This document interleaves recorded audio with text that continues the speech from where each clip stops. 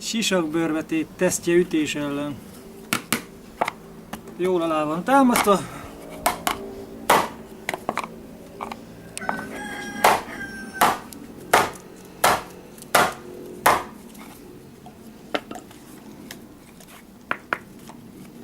Még csak a dukkózási kopott meg róla, hogy leverődött a belsején.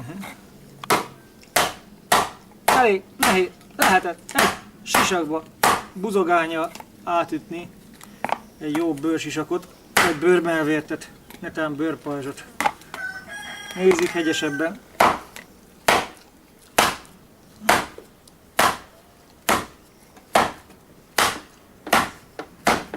Hát így már áthatolunk rajta, de ugye csatába ritkán tartja valaki így betámasztva a fejét oda, hogy próbálkozzanak ennyiszer.